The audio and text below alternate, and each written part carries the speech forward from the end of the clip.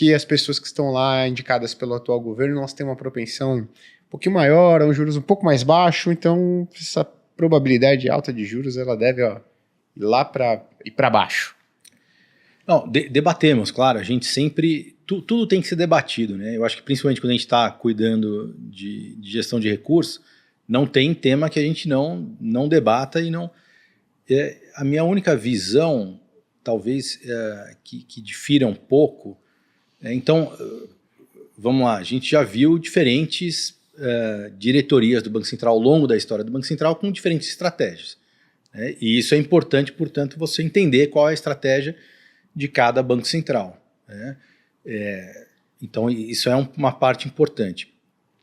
Eu interpreto da seguinte maneira, quer dizer, tem determinados bancos centrais que dão um pouco mais de peso para a inflação e outros dão um pouco mais de peso para a atividade. Vamos resumir assim, né? Uns colocam um peso grande em atingir o centro da meta, outros não, vou fazer uma convergência mais gradual. Então tem um pouco do peso atividade e inflação e um pouco do qual é o prazo que eu vou chegar lá.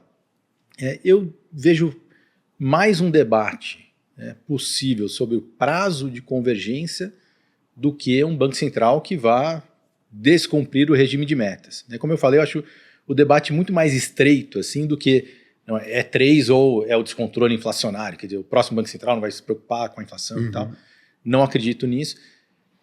E vejo o seguinte, quer dizer, o Banco Central tem uma equipe técnica, tem uma história, e todo diretor que entra lá, ele, hoje ainda mais com o mandato, a autonomia, ele acaba acaba se vendo, quer dizer, numa posição que ele tem uma responsabilidade muito grande, né, que é cuidar da inflação. Então, a gente sabe aqui, quer dizer, qualquer um, quer dizer, a hora que você tem uma responsabilidade que foi atribuída, ainda mais com tanta visibilidade, todo mundo sente mais o peso, digamos assim, da camisa, vamos chamar assim, né? E, portanto, eu acho que a gente não vai ter grandes desvios, não. E o que talvez seja até um pouco contrário, né? Eu debatia muito isso com alguns colegas, ou internamente, bancos centrais que você vai ter algum questionamento, né? O mercado vai colocar em questão qual é a meta, 3 ou 4, vamos resumir assim, né? De perseguir a meta, ele tem mais dificuldade para cair o juro do que aquele que já entra com todo mundo mais com a visão de que não, esse é o Banco Central que o 3 é a meta e ponto final.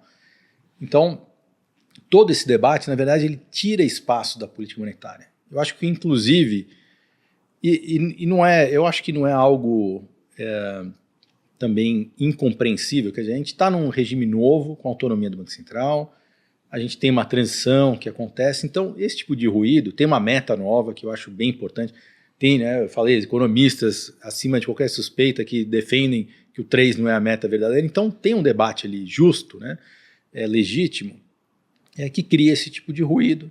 Eu acho que isso está tirando um pouco do espaço, inclusive, de política monetária. Acho que a gente poderia ir mais longe caso não tivesse essa dúvida sobre qual é a meta, vai mudar a meta, né? Eu acho que a gente iria abaixo do que a gente provavelmente vai agora.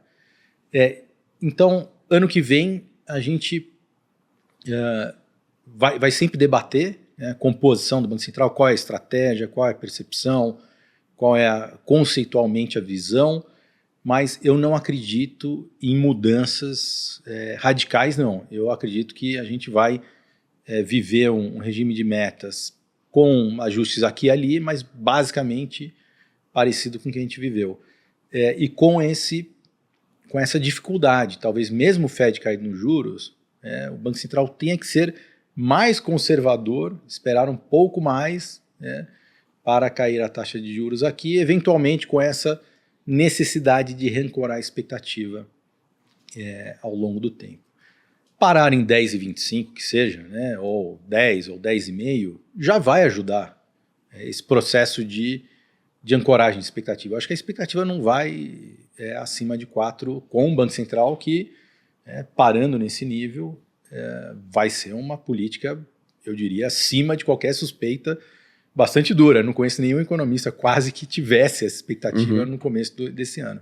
Perfeito. Vamos entrar nessa questão da segunda pernada? Isso, né? é isso aí. Ontem eu fiz live com os nossos assinantes da Finclass, eu sou responsável pela cobertura de fundos imobiliários. E aí quando você vê o cenário de taxa de juros, que há pouco tempo atrás todo mundo esperando um ciclo parar ali no 9, um outro mais animadinho se empolgou até com abaixo de 9, né? E agora, né, ontem eles perguntando, eu falei, olha, para mim, neste momento, qualquer número entre 10 e 10,5 eu fecho, né? Para mim é isso, mas eu não descarto uma continuidade disso adiante, até porque isso não é novidade para a gente. O último ciclo de corte a gente viveu isso, parou em 6,5, respiramos durante um tempo, fomos até 4,5 na bola. Depois o 2 é outro aspecto, mas até o 4,5 a gente foi na bola. Fiquei até contente com o seu discurso, porque eu falei, não falei sozinho, né? Falei para a turma mais ou menos o que nomes importantes do mercado estão pensando. Para essa segunda pernada se materializar, né, essa questão de Fed por si só, ela tem um peso mais relevante, até por conta de diferencial de juros, que foi o argumento que eu coloquei para a turma, né? Falei, o Fed descendo, gente, a gente vai ficar com um diferencial de juros que já está alto, ainda maior, então teríamos espaço para isso, é só ninguém pisar num fio desencapado lá em Brasília por conta do fiscal. Ou você acha que o fiscal ainda pesa mais nessa análise do que o próprio movimento do Fed? O que pesaria mais? É óbvio que tem uma composição disso daí e outras variáveis, mas o que pesaria mais para a gente ter essa segunda pernada?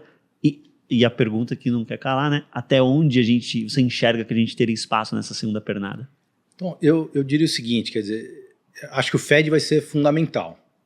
Então, acho difícil a gente imaginar um outro ciclo de corte de juros que não vem acompanhado de um corte pelo Fed.